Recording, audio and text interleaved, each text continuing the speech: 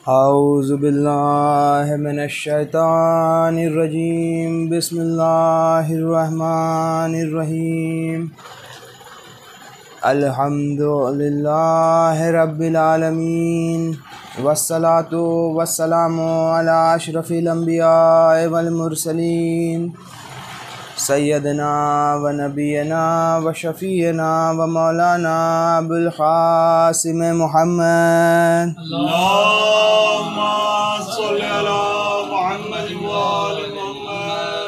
व अला आलिहि तय्यबीन अत्ताहिरीन अल-मासूमीन व लानतुल्लाहि अला आदाइहिम अजमईन। अम्मा बाद फ़क़द क़ालल्लाहु तबारक व तआला फ़ी किताबिहिल करीम। बिस्मिल्लाहिर रहमानिर रहीम। तबारकल्लज़ी नज़्ज़लल फ़ुरक़ान अला अब्दिही लियकूना लिल आलमीन नज़ीरा। सलावत।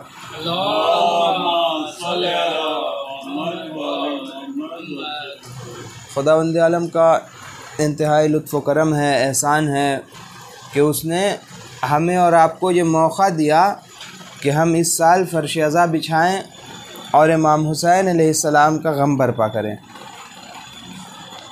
अल्लाह की नेमत है। इमाम हुसैन अलैहिस्सलाम का गम हर किसी के नसीब में नहीं है इस दुनिया में। तो जिसके नसीब में गम आया, अब उसकी ज़िम्मेदारी है कि आंसुओं के ज़रिए से शहज़ादी को पुरसा दे और इस गम का जिससे जितना हो सकता है हक़ अदा करे, जिससे जितना हो सकता है अपनी ज़िम्मेदारी को पूरा करने की कोशिश करे।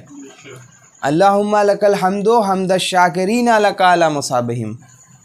ऐ खुदाया तेरी हम्द है और तेरा शुक्र है, वैसा शुक्र कि जो किसी मुसीबत के वक्त मुसीबत ज़दा को करना चाहिए। कुरान करीम के अंदर खुदा ने कई दफ़ा इस बात का शिकवा किया है कि मेरे बंदे नाशुक्रे हैं, शुक्रिया नहीं अदा करते हैं। जैसे कुरान करीम के अंदर खुदा कहता है एक दफ़ा क़ुतिलल इंसानु मा अकफ़र, कि हलाकत में पड़ जाए ये इंसान, ये किस कदर नाशुक्रा है। तो मालूम ये चला कि इंसान को, आम इंसानों की बात है जिसको नेमत दी जा रही है, तो जिसको हम कहते हैं जिसके खाते में इतनी बड़ी नेमत आई, अब उसकी कितनी बड़ी ज़िम्मेदारी होगी। तो ज़िम्मेदारी को इंसान अदा करने की कोशिश करे।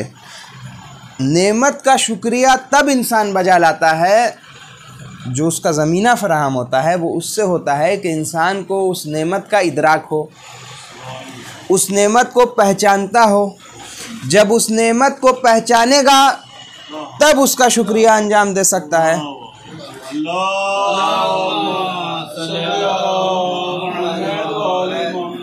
अगर नेमत को पहचानेगा ही नहीं, नेमत का इदराक ही नहीं होगा, तो इंसान शुक्रिया भी नहीं अंजाम दे सकता है।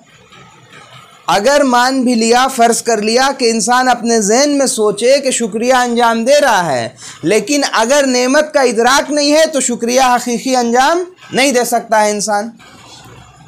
कैसे पहचाना जाए कि इस फ़र्श अज़ा की नेमत कितनी अजीम नेमत है? अहादीसों की तरफ इंसान रुजू करे कि आइम्मा अलैहिमुस्सलाम ने कितना ज़ोर दिया है इसके ऊपर कि तज़किरा हुसैन अलैहिस्सलाम बाकी रहे। रिवायत है कि रैयान इब्न शबीब इमाम रज़ा अलैहिस्सलाम के पास आते हैं। इमाम के सहाबी हैं और माह अज़ा जो है उसके मौके से मुताल्लिक़ आते हैं। तो एक दफ़ा इमाम रज़ा कहते हैं कि रैयान इब्न शबीब से कि इन्ना यौमल हुसैन आखरहा जुफूनना। ए रैयान इब्न शबीब, हुसैन के दिन ने मेरी पलकों को ज़ख्मी कर दिया। इन्ना यौमल हुसैन आखरहा जुफूनना। ए रैयान इब्न शबीब, हुसैन के दिन ने मेरे पलकों को ज़ख्मी कर दिया। इमाम बता रहे हैं कि इमाम हुसैन के गम में रोना कैसे है। इंसान के जिस्म में बहुत सारे आज़ा व जवारे हैं, उसके अंदर इंसान की आँख बहुत ज़्यादा इंसान उसकी हिफाजत करता है, कहीं ऐसा ना हो कि आँख के ऊपर किसी तरीक़े का खदशा लग जाए, किसी तरीक़े की परेशानी हो जाए, हर इंसान हिफाजत करता है। अब आँख की हिफाजत के लिए अल्लाह ने जो आँख से भी नर्म चीज़ दी इंसान को, वो क्या है? पलक है। इमाम कह रहे हैं कि इमाम हुसैन के दिल ने पलकों को ज़ख्मी कर दिया, यानी इस तरीक़े से इमाम रज़ा अलैहिस्सलाम गिरिया करते हैं। अब बाज़ औक़ात हम हुसैन डे नाम रख लेते हैं, हुसैन डे नाम रखना आसान है, लेकिन इमाम हुसैन के दिन की नेमत को समझना, उसके हकीकत का इदराक करना और उनके गम में रोना, इसमें फ़र्क है। तो एक दफ़ा रैयान इब्न शबीब जो है वो इमाम हुसैन से जब बात होती है इमाम रज़ा से इमाम हुसैन से मुताल्लिक़, तो फिर इमाम रज़ा कहते हैं इन कुन तबा की अल शै फ़ब की अल हुसैन। ए रैयान इब्न शबीब, अगर तुमको कभी गिरिया करना हो, कभी किसी के मुसीबत पे रोना हो, तो इमाम हुसैन की मुसीबत पे रोना। अगर कभी जी चाहे कि किसी मुसीबत ज़दा की मुसीबत पे गिरिया करो, हर इंसान की ज़िंदगी में परेशानी और मुसीबत है, हर इंसान अपने ज़िंदगी में परेशानी और मुसीबत में गिरिया करता है। इमाम रज़ा कहते हैं कि अगर किसी की मुसीबत पे गिरिया करना हो, दी चाहे तो इमाम हुसैन की मुसीबत पे गिरिया करो। ए मौला क्यों, क्या वजह है? इमाम फरमाते हैं फ़इन्नहु ज़ुबैहा कमा यज़बुल कब्शा, कि इमाम हुसैन को, मेरे जद को ऐसे क़त्ल किया गया जैसे गोस्फन को क़त्ल किया जाता है। ये इमाम रज़ा फरमाते हैं। आज़ादारी का इदराक बहुत अहम बात है कि आज़ादारी मैं हर साल बयान करता हूँ, आज़ादारी खिदमत सैयदा है। और क्या होता है अगर जनाब सैयदा की गई खिदमत, उनके लिए जो इंसान खिदमत करे, अगर वो खिदमत कबूल हो जाए, यानी कबूल शुदा खिदमत हो, तो उसका नतीजा क्या होता है? उलमा बयान करते हैं कि इंसान कुन फयाकून की मंजिल पर पहुँचता है। वाक़या आप लोगों के जहन में होगा बीबी उम्मे ऐमन का। जनाब उम्मे ऐमन कौन है? जनाब उम्मे ऐमन ऐसी खातून है जिन्होंने रसूल खुदा को पाला है, और रसूल खुदा से लेके इमाम हुसैन अलैहिस्सलाम तक इस घराने की खिदमत की है बीबी उम्मे ऐमन ने। जब जनाब सैयदा का इंतकाल होता है, उनको शहीद किया जाता है, तो बीबी उम्मे ऐमन कहती हैं कि अब मुझे इस शहर में ज़िंदगी नहीं गुजारना है। बीबी उम्मे ऐमन सहराओं का रुख कर लेती हैं। एक मौके पे आके जब भूख और प्यास की शिद्दत इतनी ज़्यादा बढ़ जाती है कि प्यास की शिद्दत से आप जाबलब हो जाती हैं, तो एक मरतबा दुआ करती हैं, और बीबी उम्मे ऐमन की दुआ है कि इलाही अना खादिमतो फ़ातिमा। बीबी उम्मे ऐमन ने बस इतना कहा है कि ऐ खुदा, मैं जनाब फ़ातिमा की खादिमा हूँ, और उसके बाद ये कहा है कि मैं प्यास की शिद्दत में जाबलब हूँ। बीबी उम्मे ऐमन ने कोई तकाज़ा नहीं किया है, सिर्फ़ और सिर्फ अपनी कैफियत को बयान किया है बीबी उम्मे ऐमन ने कि अना खादिमतो फ़ातिमा, और मैं जाबलब हूँ प्यास से। इस दुआ का नतीजा ये होता है, इस शिकवे का नतीजा ये होता है कि तारीख़ में मौजूद है कि आसमान से एक सुराही उतरती है, और जिससे जब आप पानी पीती हैं तो फिर ना आपको कभी ज़िंदगी में भूख लगी ना प्यास लगी।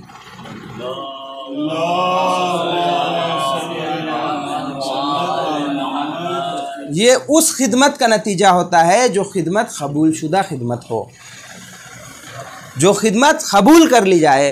तो अब हर इंसान को कोशिश करना चाहिए इस आज़ादारी में कि कोई ऐसी खिदमत कर दे कि जो कबूल हो जाए, जिसके अंदर किसी तरीक़े का दिखावा नहीं हो, जिसके अंदर किसी तरीक़े का गुरूर व तकब्बुर नहीं हो, जिसके अंदर किसी भी तरीक़े का जो है कि नहीं रिया मौजूद नहीं हो, जिसके अंदर कोई ख़राबी ना हो। ऐसे अमल को इंसान अंजाम दे, आज़ादारी के अंदर दिल में खुलूस लेके आए। और आज़ादारी सैयदुश्शुहदा का करिश्मा ये है कि इस अज़ा के ज़रिए से हमें अहले बैत अलैहिमुस्सलाम के घराने की खिदमत नसीब है। एक सलवात भेजे मोहम्मद वाले।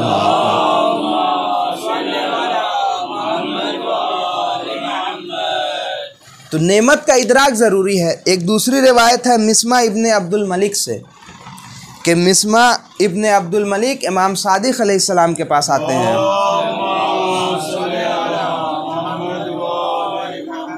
तो इमाम उनसे सवाल करते हैं कि तुम अहले बसरा हो? तो मिस्मा कहते हैं कि जी अहले बसरा हैं।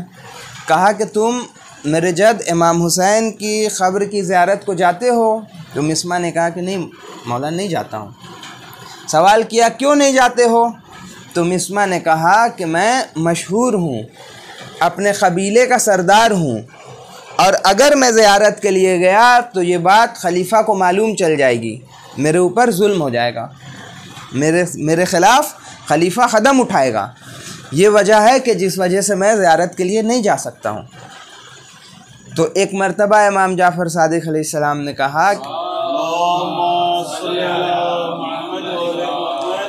ए मिस्मा, तुम्हारे पास उज़्र है, ज़ियारत को नहीं जाते हो, लेकिन क्या इमाम हुसैन के लिए अज़ा बर्पा करते हो? मिस्मा ने कहा कि जी मौला करता हूँ। कहा कि गिरिया भी करते हो? मिस्मा ने जवाब दिया जी मौला गिरिया भी करता हूँ। एक मरतबा जो मिस्मा ने कहा कि हाँ मौला मैं गिरिया भी करता हूँ, इमाम गिरिया करने लगे। जब इमाम गिरिया करने लगे तो इमाम के साथ साथ मिस्मा भी गिरिया करने लगे। इसके बाद छठे इमाम ने आपको बशारत दी। देखिए क्या होता है फ़र्श अज़ा बिछाने का नतीजा। इमाम ने कहा कि ए मिस्मा, जब तुम अपने ज़िंदगी के आखिरी लम्हे में होगे तो आगा हुसैन तुम्हारे पास आएंगे, और आने के बाद ये कहेंगे मलकुल मौत से कि ए मलकुल मौत, इस इंसान की रूह निकालने के वक्त इसके साथ नरमी के साथ पेश आना। इसके साथ मिस्मा, ये रिवायत मौजूद है, आयतुल्लाह नासिर मकारम शिराज़ी ने इसको पढ़ा है इस रिवायत को, कि इमाम फरमाते हैं कि इसके साथ मोहब्बत के साथ पेश आना। ये इमाम हुसैन कहेंगे मलकुल मौत को। क्यों? इसलिए कि आज़ादार है। हकीकत तक पहुँचने की ज़रूरत है, हकीकत तक पहुँचने की ज़रूरत है। बाज़ औक़ात जो अमल हम अंजाम देते हैं उसी अमल के ज़रिए से, एक दफ़ा उलमा का वाक़या मौजूद है। बाज़ औक़ात कुछ उलमा ऐसे होते हैं जो बहुत ज़्यादा सारी दुनिया में मशहूर होते हैं। तो उसी तरीक़े से एक मशहूर आलिम दीन, उनसे जब सवाल किया किसी ने कि हमको ऐसी बातें बताइए कि जो इमाम अली बताते होंगे अपने सहाबा को अमल करने के लिए, तो उन्होंने जवाब में कहा कि जो भी तालीमात मौजूद हैं वो कुरान करीम के अंदर मौजूद हैं, और इबादत जो है वो नमाज है, अफजलुल इबादत है। नमाज जो है वो मेराज है मोमिन के लिए। तो यही नमाज और रोज़ा, यही नमाज और तज़किरा, यही नमाज और कुरान करीम की तिलावत, इसी के ज़रिए से कुछ लोग मकामात हासिल कर लेते हैं, इसी अज़ादारी के ज़रिए से कुछ लोग ख़ुर्ब हासिल कर लेते हैं।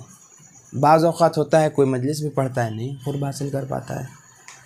तो हर इंसान को अपने लिहाज से कोशिश करनी चाहिए। एक सलवात भेजे मोहम्मद।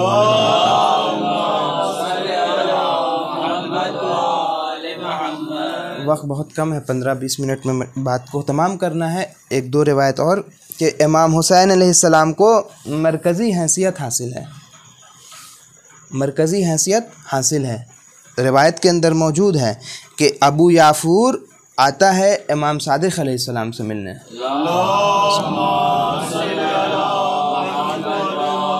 छठे इमाम से मिलने आता है। आने के बाद ये बताता है कि मैं कैसी कैसी ज़हमतों को उठा के आपसे मिलने आया।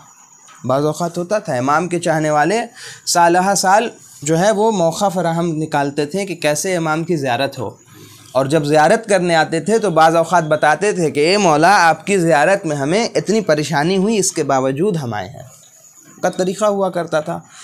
तो जब अबू याफूर ने बताया तो एक मरतबा इमाम ने जवाब में ये कहा कि मन काना आज़मो हक़्क़ा अलैका मिन्नी, क्या तुम उनकी ज़ियारत को जाते हो कि मन काना आज़मो हक़्क़ा अलैका मिन्नी, कि जिनका हक़ तुम पर मुझसे ज़्यादा है।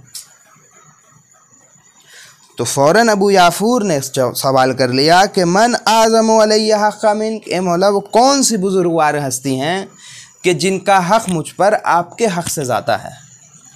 इसके जवाब में इमाम फरमाते हैं कि जद्दी अल हुसैन इब्न अली अलैहिस्सलाम, कि मेरे जद हुसैन इब्न अली का हक़ तुमसे ज़्यादा है। ये रवायत ख़साइस हुसैनिया में है। इमाम हुसैन से मुताल्लिक़ कई किताबें हैं जिसके अंदर इमाम की खुसूसियात बयान की गई हैं। तो कैसे मरकज़ी हैसियत आप अपने आमाल के अंदर भी देखिए। जितने भी, मैंने पिछली बार भी इस बात को बयान किया था, इस बार भी और तफसील के साथ, कि जितनी भी आप देखिए ईद हो, बकर ईद हो, ईद गदीर हो, ईद मुबाहला हो, जितनी भी आपके यहाँ खुशी की तारीख़ हमारे यहाँ है, सब में इमाम हुसैन की ज़ियारत है। शब क़द्र में भी है। जितनी भी आप देखिए तारीख़, अहम तारीख़, सब में इमाम हुसैन की ज़ियारत है। क्यों ऐसा है? इमाम हुसैन को मरकज़ी हैसियत हासिल है। इमाम हुसैन को मरकज़ी हैसियत हासिल है। जब भी पानी पियो मेरी प्यास को याद करो। ए मौला, आप क्यों चाहते हैं कि दिन में हम 5-6 दफ़ा आपकी प्यास को याद करें? इसका करिश्मा ये होता है कि जब कोई इमाम हुसैन के साथ मुत्तसिल होने की कोशिश करता है, इमाम को याद करता है, इसका नतीजा ये होता है कि जैसे इमाम ने कहा ना, तुम हमको याद करो, हम तुमको याद करेंगे। और उसका क्या नतीजा होगा कि जब कोई इमाम हुसैन में जान के ज़म हो जाए, इतने इमाम के याद में मुब्तला हो कि ज़म होने की कोशिश करे, तब फिर क्या होता है मालूम है? तब ये होता है कि फिर इमाम हुसैन अलैहिस्सलाम का रंग उस पर चढ़ने लगता है।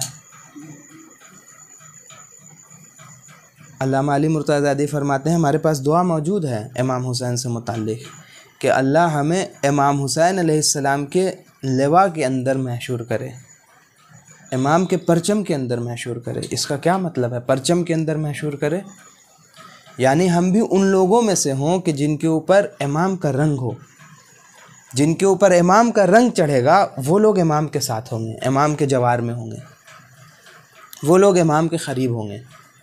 इसकी इंसान को कोशिश करनी चाहिए। एक सलवात भेजो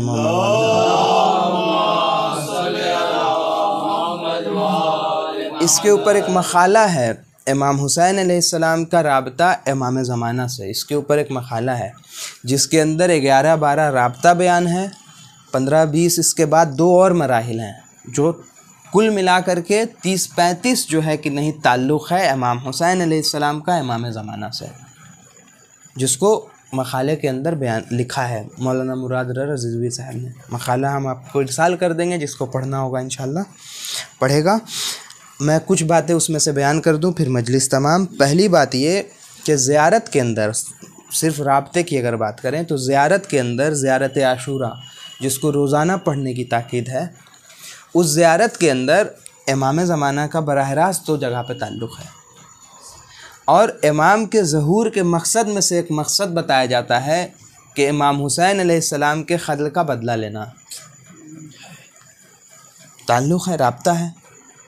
क्यों बताया जाता है कि क़त्ल का बदला लेना? इस वजह से कि मकसद दोनों का एक है। अब ये आगे बात आएगी जिसके अंदर बात वाज़े हो जाएगी। पहली चीज़ जो है वो ये है कि इमाम के ज़हूर के बाद इमाम ऐलान करेंगे। उस ऐलान में एक ऐलान ये भी होगा कि ए अहले आलम, मेरे जद हुसैन को प्यासा शहीद कर दिया। तो जब ये इमाम ऐलान करेंगे कि ए अहले आलम, मेरे जद हुसैन को प्यासा शहीद कर दिया, और हर कोई इसको अपनी ज़बान में सुनेगा, तो लोगों को मालूम कैसे चलेगा कि इमाम हुसैन हैं कौन? वो ज़िम्मेदारी आज अज़ादार की है कि इमाम के नाम को सारी दुनिया में अज़ादारी के ज़रिए से इतना फैला दे कि जब इमाम का ऐलान हो तो हर कोई समझ ले कि किन के बारे में ऐलान हो रहा है।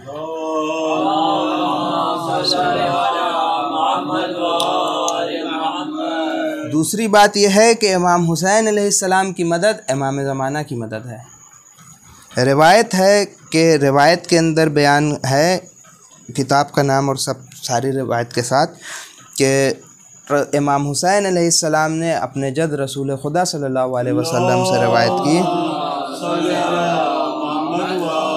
कि आपने फरमाया, करबला के अंदर इमाम का यह बयान है कि आपने फरमाया, एक रात करबला के अंदर इमाम कहते हैं कि हमारे फ़र्जंद, रसूल खुदा फरमा रहे, हमारे फ़र्जंद हुसैन अलैहिस्सलाम करबला में गरीब, तन्हा, प्यासे और बेकस जो है किए जाएंगे, और उस रोज़ जो है कि नहीं, जो उनकी मदद करेगा गोया उसने हुज्जत की मदद की, यानी इमाम मेहदी की मदद की, और जो भी अपनी ज़बान से हमारी मदद करेगा क़यामत के दिन हमारे गिरोह में होगा।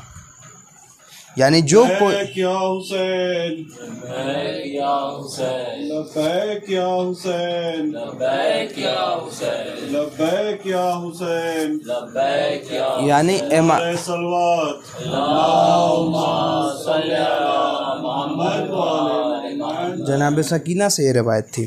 दूसरी बात यह है कि हुकूमत में, इमाम महदी की हुकूमत में इमाम हुसैन की वापसी होगी। ये बात जान लीजिए, ज़ियारत अरबईन में भी है कि इमाम महदी के हुकूमत में इमाम हुसैन वापस आएंगे और उन लोगों में से कि जो इस दुनिया से गुज़र चुके हैं ज़ाहिरी तौर पे, अइम्मा का मामला दूसरा है, ज़ाहिरी तौर पे जो इस दुनिया से जा चुके हैं वापस आएंगे, उनमें इमाम हुसैन भी होंगे सबसे पहले जो वापस आएंगे।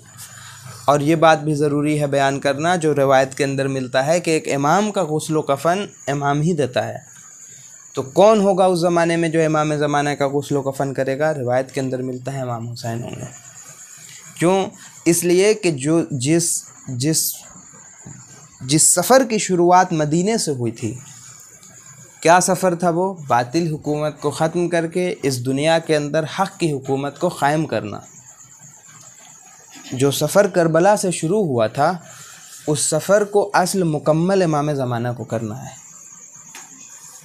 और जब वो सफ़र मुकम्मल होगा उस वक्त इमाम हुसैन मौजूद होंगे देखने के लिए कि मैंने जो तहरीक शुरू की थी, मेरे फ़र्जंद ने उस तहरीक को मुकम्मल किया। एक सलवात भेजो मोहम्मद वाले।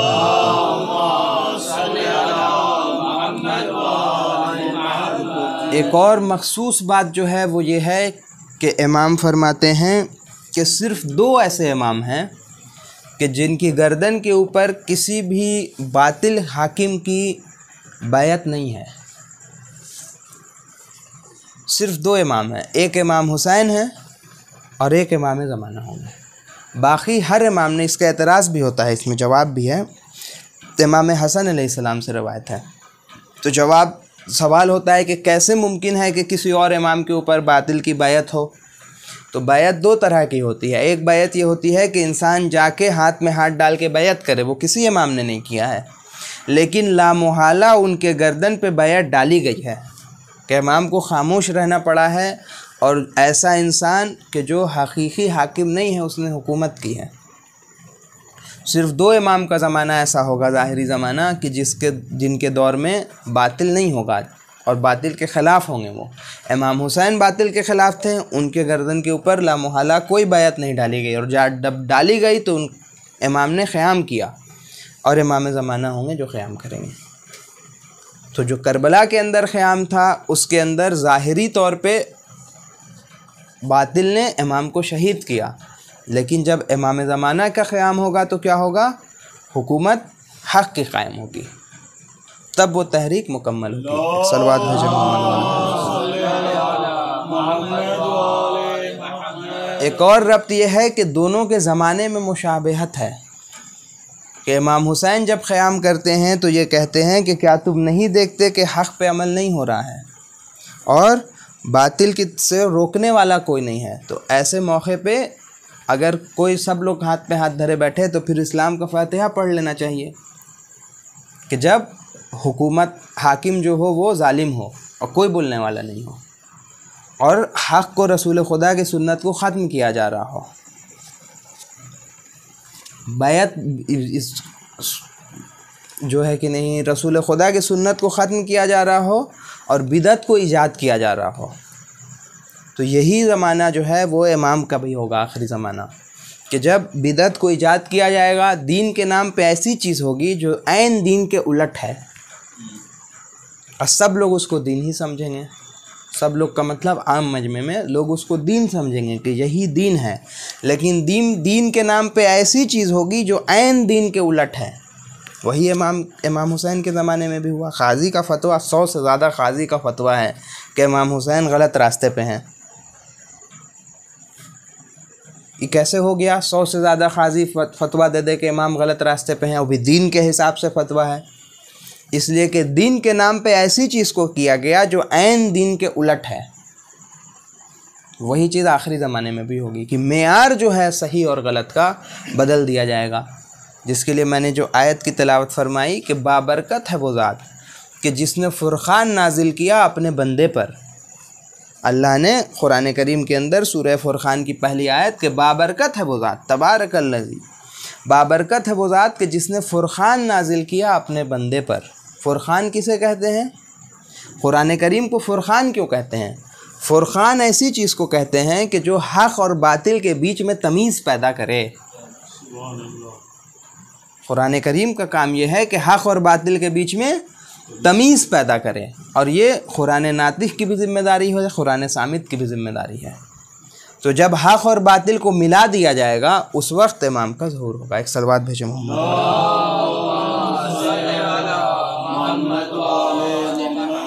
अब वक्त नहीं है, इंशाअल्लाह कल इस आयत के ऊपर कुछ गुफ्तगू करेंगे। तो ज़िम्मेदारी क्या है फिर इस अज़ादारी की? मकसद समझ में आ गया। मकसद ये है कि इस अज़ादारी के ज़रिए से इमाम की नुसरत की तैयारी करे इंसान, रब्त है। और ज़िम्मेदारी क्या है कि अपनी ईमान की सलामती हो, और दीन के अंदर इंसान इस बात को तलाश करे कि हक़ और बातिल को कहाँ दीन के नाम पे मिलाया जा रहा है। कहा जा रहा है ऐन दीन यही है, जबकि दीन के उलट काम हो रहा है। उन तमाम चीज़ों को इंसान अपने माशरे के अंदर देखे और उसके ख़िलाफ़ जिस तरीक़े से भी अमल कर सकता है, जिस तरीक़े से भी क़याम कर सकता है, करने की कोशिश करे,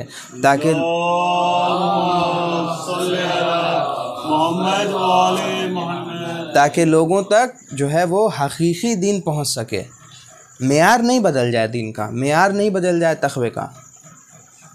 कि हमने जब पूछा लोगों से कि किस मौजू पे बयान किया जाए, तो शुएब साहब ने कहा कि तक़वे के ऊपर मजलिस करो, ताकि लोगों को मालूम चले कि हकीकी तक़वा क्या है।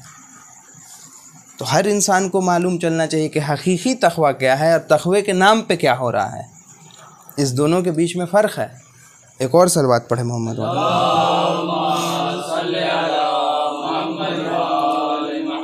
आखिरी बात वो ये कि मुहर्रम, ये भी मैं हर साल बयान करता हूँ, 4-5 साल से मैं इस बात को बयान कर रहा हूँ कि मुहर्रम ऐसा मौका है इंसान की ज़िंदगी में जहाँ इंसान वापस पलट सकता है। बाज़ औक़ात होता है हर कोई अब ड्राइविंग करता है, बाज़ औक़ात ऐसा होता है कि हम ड्राइविंग करते हुए ऐसे रास्ते पे चले जाते हैं कि जो गलत लेन है। अब जब आप गलत लेन में इंटर कर गए, तो जब आपको मालूम चला कि आप गलत लेन में हैं, आप वापस नहीं मुड़ सकते हैं। आगे बढ़ गए तो बढ़ गए। मिसाल के तौर पे हमको जाना था, अगर किसी जगह शदाब साहब के यहाँ जाना था तो हमको बहुआ गली में मुड़ना था। अब अगर हम आगे बढ़ गए और अगर लेन हो बीच में, तब वापस हम नहीं पलट सकते हैं, फिर आगे जाके यू टर्न लेना होगा। तो उसी तरीक़े से इंसान ज़िंदगी के अंदर अगर गलत रास्ते पे चला जाए तो हर मौका यू टर्न का मौका नहीं होता है। बाज़ औक़ात इंसान को मालूम होता है कि वो गलत चीज़ में मुब्तला है, लेकिन सही रास्ते पे नहीं पलट पाता है। मुहर्रम ऐसा मौका है कि जिसके अंदर अगर इंसान चाहे, कोशिश करे, तो फ़र्शदा की बरकत से अपनी ज़िंदगी को वापस अल्लाह के रास्ते पे पलट सकता है। अब सिर्फ कहने की बात नहीं है। आयतुल्लाह खुमैनी फरमाते हैं कि सबसे बड़ी हिजरत कौन सी हिजरत है? सबसे बड़ी हिजरत कौन सी हिजरत है? तो दुनिया की ज़िंदगी गुजारने से अल्लाह की तरफ हिजरत सबसे बड़ी हिजरत है। कि इंसान जिसका रुख दुनिया की तरफ हो, इंसान जिसका रुख ज़ाहिर साजी की तरफ हो, जब वो ख़ुद साजी की तरफ हिजरत करे तो सबसे बड़ी हिजरत है। तो ये हमारी मुहर्रम के अंदर कोशिश होनी चाहिए। बस बात को ख़त्म करते हैं मसाइब के साथ कि जब इमाम ने ये देखा कि जो फ़ुरक़ान था, सही और गलत का मेयार था, जब उस मेयार को बदला जा रहा है, तो अब इमाम ने क़दम उठाया, इमाम ने क़याम किया। और इमाम ने सिर्फ़ ऐसा नहीं किया कि हम क़याम करते हैं और ये सिर्फ़ मेरी ज़िम्मेदारी है, बल्कि इमाम ने कहा कि हुसैन जैसा यजीद जैसे की बैत नहीं कर सकता है। यानी जो कोई भी इमाम हुसैन के रास्ते पे चलेगा, जो कोई भी इमाम हुसैन का तज़किरा करेगा, वो कभी भी फासिक की बैत नहीं कर सकता है, कभी भी जालिम की बैत नहीं कर सकता है। इमाम हुसैन ने कहा। अब हर किसी ने रोकना चाहा इमाम को। कई लोगों ने चाहा कि कोई हदीस बता के रोक लें, कि मौला आप मत जाइए करबला की तरफ, कूफे की तरफ मत जाइए। क्यों?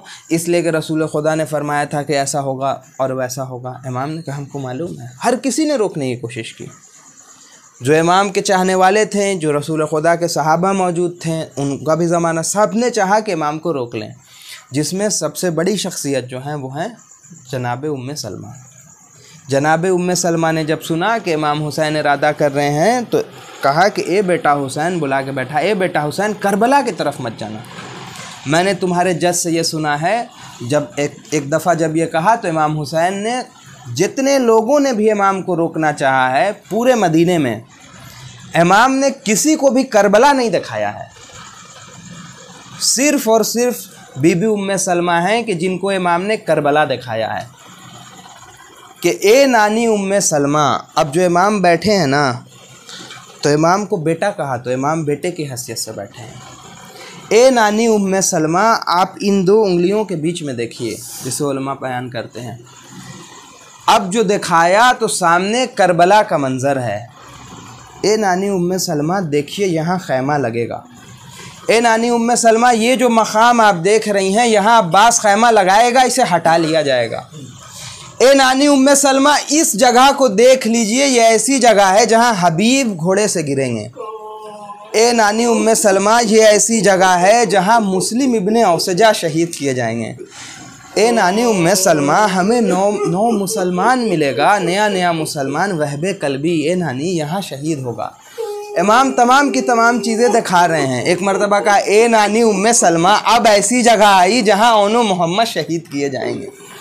ए नानी उम्मे सलमा, ऐसी जगह आई जहाँ मेरे भैया हसन का यतीम कासिम शहीद किया जाएगा। ए नानी उम्मे सलमा, वो नहरे फरात है, उसके किनारे मेरे अब्बास के बाजुओं को खत्म किया जाएगा। एक मर्तबा दिखाते दिखाते एक नशेब की तरफ इशारा किया। ए नानी उम्मे सलमा, वो नशेब देख रही हैं, वहाँ मेरी दुखियारी माँ मेरे मख्तल को संवारेगी। ए बेटा हुसैन, मैंने तेरे मख्तल को साफ किया। ए नानी उम्मे सलमा, वो तिल्ले ज़ैनबिया है जहाँ से मेरी बहन ज़ैनब व हुसैना की सदा देगी। सारा मंजर बयान कर चुके हुसैन। अब जो महमिल सजाई गई ना, अब जो महमिल सजाई गई, बस आखिरी रिवायत अल्लामा तालिब जौहरी इस रिवायत को पढ़ते हैं कि जो महमिल सजाई गई तो कई लोग ऐसे होते थे तो दूर दराज के इलाके से सामान बेचने के लिए आया करते थे मदीने में, और मोहल्ले बनी हाशिम में इसलिए आते थे कि वहाँ करीम लोग होते थे तो उन्हें ज़्यादा पैसा मिल जाता था। अब जो ये एक बंदा आता है तो देखता है कि आज मोहल्ले बनी हाशिम में किसी को भी इजाज़त नहीं है जाने की, चारों तरफ से घेर के रखा गया है इलाके को, बस एक जगह है कि खैमे में रखना लगा हुआ है। सारे के सारे लोग उसी से माजरा देख रहे हैं हो क्या रहा है। ये रावी कहता है कि मैं भी खड़ा हो गया, देखने लगा कि क्या हो रहा है। मैंने देखा कि एक मसनद लाया गया, उस मसनद पे आके आका हुसैन बैठे। एक दफ़ा मैंने देखा कि खैमे से एक बीबी आगे निकली तो जनाब कासिम आगे बढ़े। इसी तरीके से रावी कहता है कि एक एक बीबी आती हैं और हर कोई आगे बढ़ता है। अभी तक एक एक बीबी आ रही थी, एक एक फ़र्द आगे बढ़ रहा था। एक मर्तबा मैंने देखा कि अब जो खैमे का पर्दा हटा, खुद आका हुसैन खड़े हो गए, अब्बास आगे बढ़े, अली अकबर आगे बढ़े और नो मोहम्मद कासिम सब के सब आगे बढ़े। अब्बास ने अपने जानू को जीना बनाया। एक मर्तबा अब जो बीबी अब्बास के जानू पर पहला कदम रखा, बीबी रुक गई। अल्लामा तालिब जौहरी कहते हैं कि जनाब ज़ैनब रुक गई। रुकने के बाद अब्बास के बाजुओं को पकड़ा, बाजुओं को पकड़ने के बाद कहा, अब्बास जिस तरीके से मदीने से ले जा रहे हो उसी तरीके से वापस लेके आना। अब रावी कहता है कि ये मदीने का मंजर था। 11 मुहर्रम का मंजर करबला का देखा कि ज़ैनब ने फरात का रुख किया। एक मर्तबा आवाज दी, अब्बास जब मदीने से लेके चले थे, शान शौकत के साथ लेके चले थे। ए अब्बास, अब ये करबला है, 11 मुहर्रम है, कोई सवार करने वाला नहीं।